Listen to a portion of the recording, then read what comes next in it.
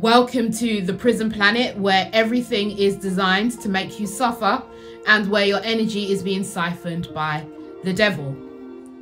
This is another video about the prison planet theory, and if you haven't seen my previous videos, I will link them below.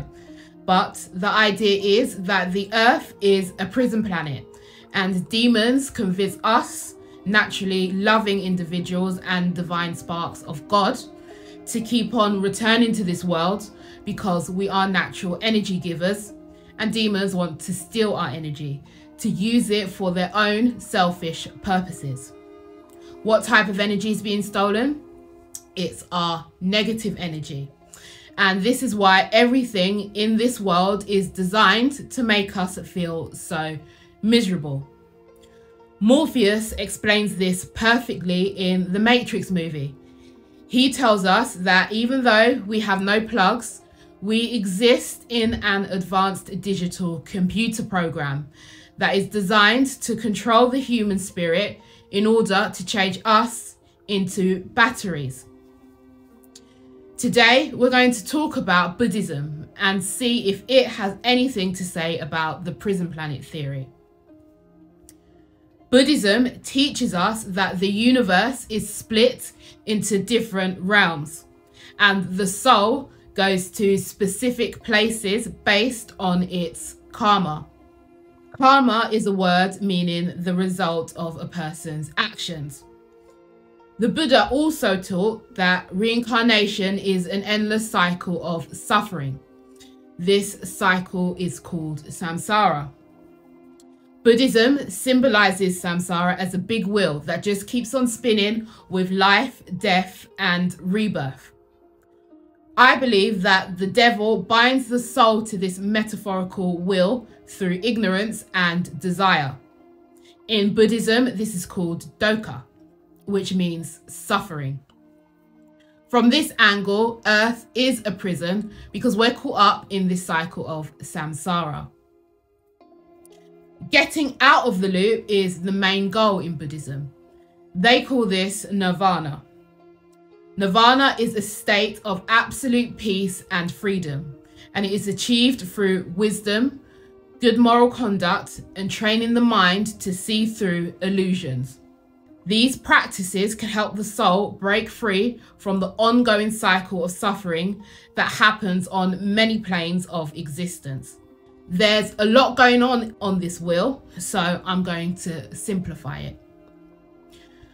On the outer circle of the wheel, it depicts a blind man or woman representing ignorance, potters representing formation, a monkey representing consciousness, two men in a boat representing the mind and the body, a house with 6 windows representing the senses, an embracing couple representing contact, an eye pierced by an arrow representing sensation, a person drinking representing thirst, a man getting fruit representing grasping, a couple making love representing becoming, a woman giving birth representing birth, and a man carrying a corpse representing death. Buddhists call this dependent origination, which is the idea that everything is connected and everything affects everything else. The creature holding the wheel of life is Yama, who is the wrathful lord of the hell realm. Yama's face represents impermanence, and it looks over the top of the wheel. In spite of his appearance, Yama is not evil. He is a creature who protects Buddhism and Buddhists. It's there to remind us that even though we might be frightened of the end of life, that death is not a bad thing. It's just something that we have to go through. The realm of the gods is the highest realm on the wheel of samsara, and it is always depicted at the top of the wheel. It sounds like a nice place to live, and it is. But even the realm of the gods isn't perfect. Those born into this dimension live long and pleasure-filled lives. They have wealth, power, and happiness. But because the gods have such blissful lives, they forget how tough suffering is. Their happiness is what makes them ignorant. So eventually their happy lives end and they reincarnate into another, less positive realm.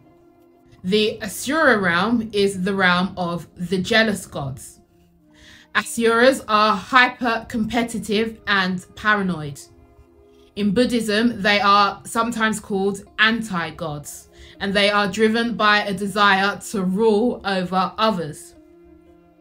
In my document, Become Exalted, which you can get for free if you sign up for my emails on shaunaselfmastery.com, I call them archons, which is a Greek word that also means rulers. And archons have access to powerful knowledge and resources that they hoard in realms that I call the middle and upper astral.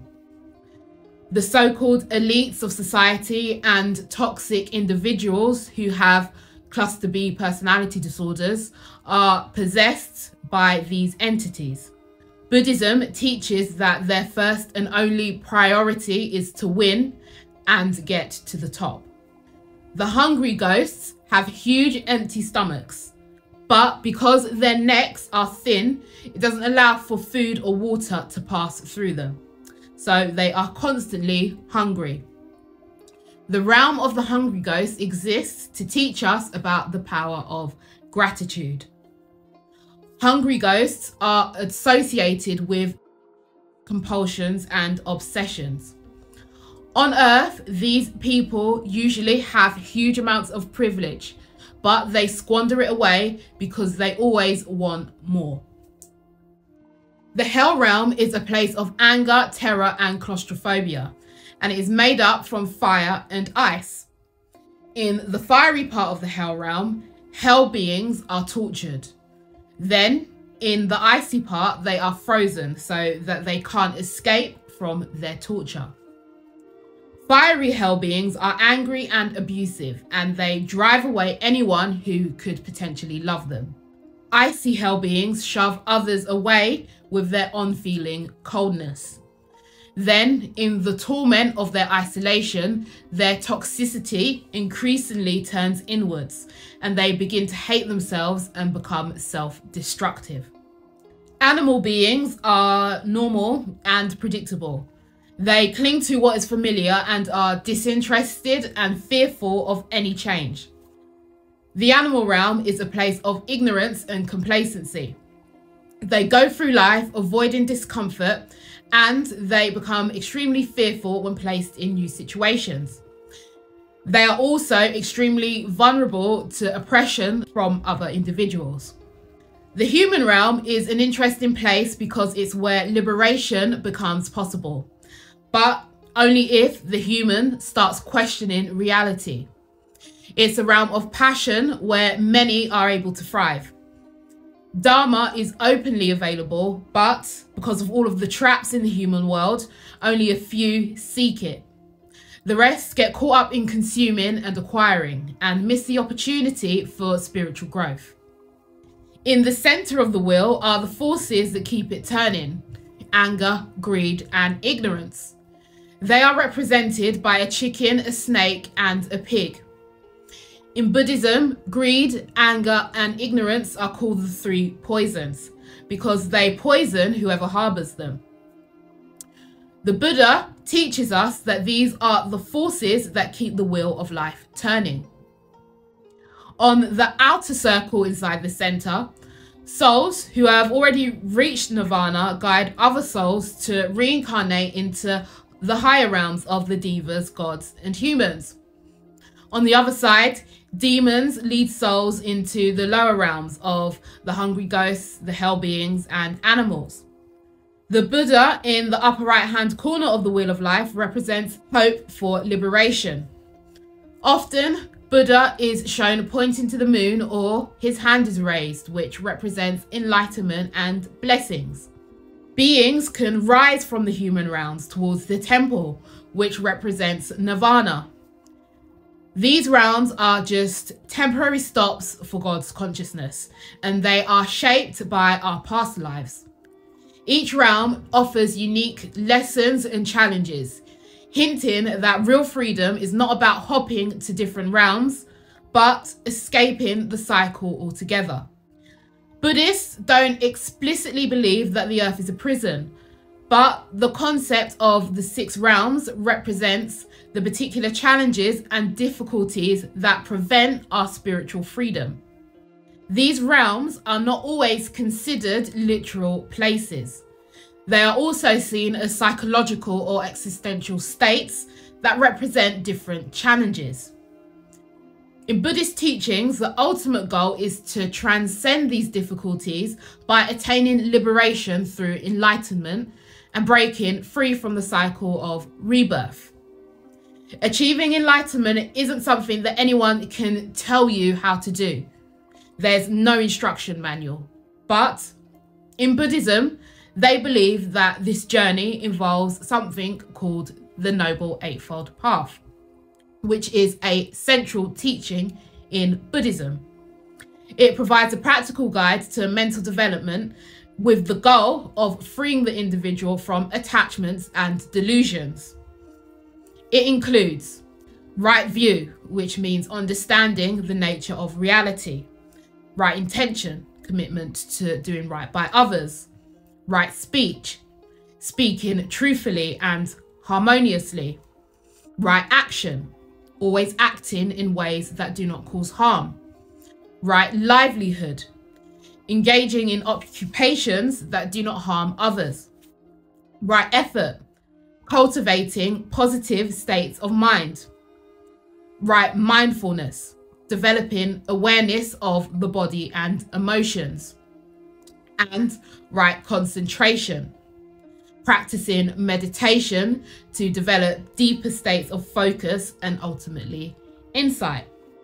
However, keep in mind, on Earth, there are 2 personality types. I call them suns and moons. Suns are light givers. They are intense, loving, and warm. Moons are reflectors. They are beautiful, but they are also cold, dark, and cannot generate light naturally from within themselves. If you're still watching this, my guess is that you are a sun. And suns do all of these things instinctively. We usually focus too much on giving to others because we naturally shine out. If you do choose to study the Eightfold Path, I highly recommend that you give all of this attention to yourself. So that means try to understand the nature of your own reality. Try to do right by yourself. Try to be honest and truthful to yourself. And by progressing along these paths, you will overcome ignorance and unhealthy attachments, which are the root causes of all suffering. And you'll be well on your way to liberation from the cycle of death and rebirth. If you found any value in this video, why don't you subscribe to my mailing list where I've got even more value there for free. I promise I won't spam your inbox or try to sell you anything. It's just a way for me to share my knowledge. Thank you so much for supporting me. I love you so much, and I will see you in the next one. Peace.